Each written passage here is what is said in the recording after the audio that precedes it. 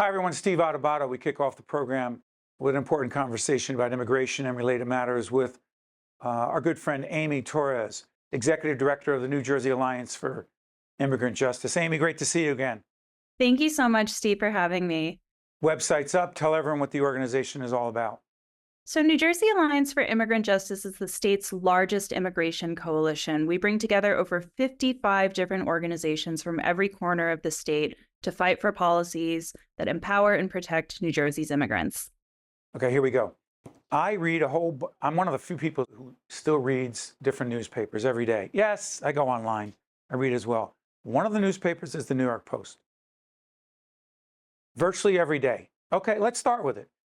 Crime, New York City, the migrant crisis, another assault, a murder. It's out of control. Mayor Adams in New York, and Mayor Adams is, if you will, a proxy for every other urban mayor across the country, even though they don't all see it the same way.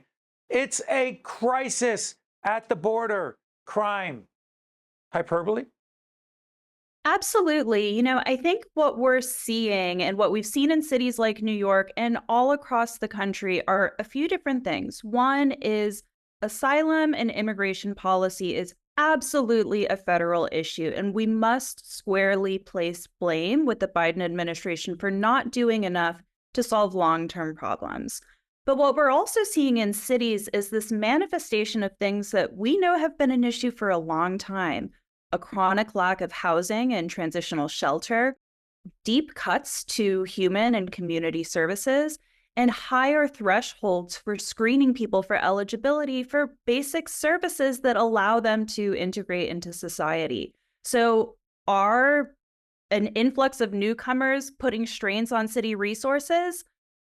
Maybe, but also we know that those resources have been chronically underfunded over time, and we're just seeing a new scapegoat that's easy to sort of beat up, right? Because they're the newest to arrive and those with the least political voice. Along those lines, we're taping this program on the 16th of June. July, I apologize. The graphic will come up. It's a few days after the assassination attempt against President Trump. Policy issues still matter. Former President Trump may be in a position to become president again. We don't know. He has made it clear that his immigration policy will be dramatically different from what it is right now in the federal government. Close the border, shut it off, turn off the spigot. No more immigration until we figure out, I'm not sure what. You say?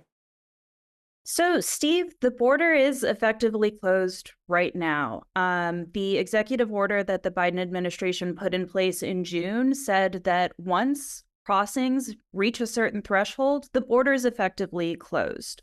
So we do see right now the very same policies that we were hearing in 2018, in 2019, proposals from the Trump administration are actually being implemented by the Biden administration right now. The future proposals that former President Trump has been talking about on the campaign trail are really scary, right? There's some really awful things that are being proposed by right-wing think tanks. But the reality is that right now, detention numbers are higher than they've ever been. Deportations and expulsions are continuing to grow, and the border is effectively closed. And that has real repercussions for when we talk about all of the things that immigration hawks claim to care about, right? They claim to care about trafficking and gang violence. They claim to care about, labor issues and having people smuggled in and out, right? Shutting down the border only incentivizes those bad actors to prey upon the vulnerable families that are just trying to seek safety and refuge. But Amy, there are millions and millions of Americans, many folks in New Jersey who argue, and many of them come from immigrant families. My family came from Italy actually my grandfather came here in 1919 from a small little province in Italy, southern Italy, poor, had nothing, and that's why they came here. But there are many of the descendants of those immigrants and others who argue that was a different kind of immigration. This is totally different. This is out of control. The crime is out of control. Now, you said it's hyperbole. It's okay. But the perception right now, Amy, and you know it better than I do because you work in the field every day, is that it's out of control and we need to do something drastic. Talk to those folks, please. Yes. So, Steve, I love that you shared the year that your family came here, 1919. Let's take a look. And My grandfather, Luigi Calvello from Avellino in Italy, please. yeah, I mean, when we're talking about that golden era of immigration that a lot of us in the popular consciousness imagine, you're absolutely correct. It was a totally different type of immigration, not because of the reasons that people were fleeing, the same things, right? Famine, political violence, discrimination at home, war, all of these pressures that force people to leave, right? Those things largely remain the same. What is very different is our domestic immigration system. You did not need to demonstrate high-skilled eligibility just to be able to come to the United States. You did not need to have a family member already here. You did not need to demonstrate credible fear. You did not need to pay hundreds, sometimes thousands of dollars just to start the application and screening process.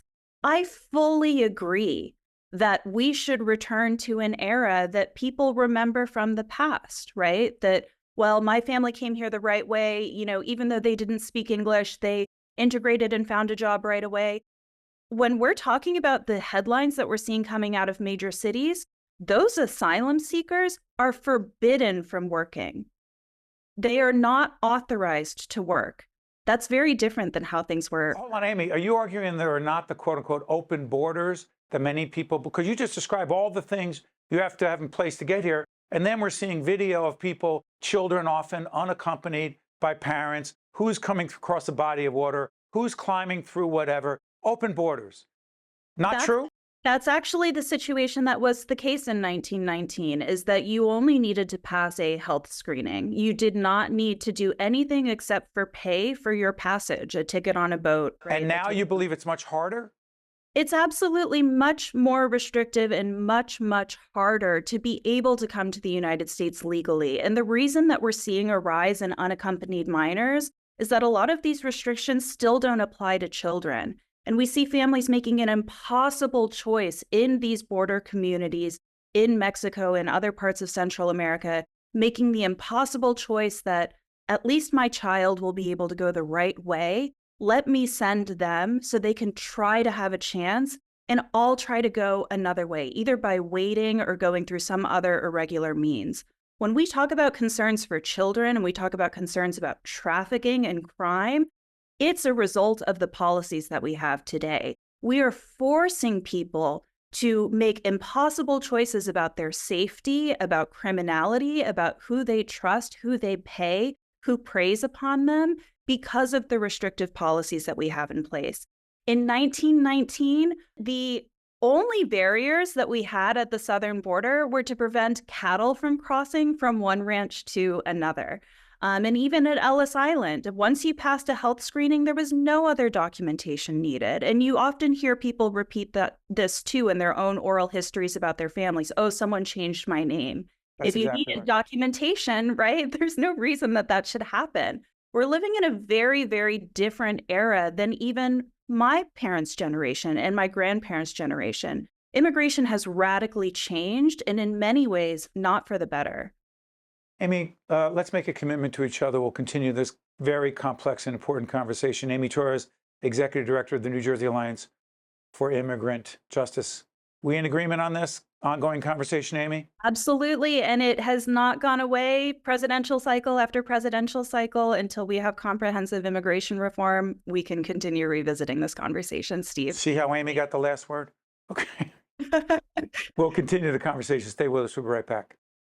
Think Tank with Steve Adubato is a production of the Caucus Educational Corporation, celebrating 30 years in public broadcasting.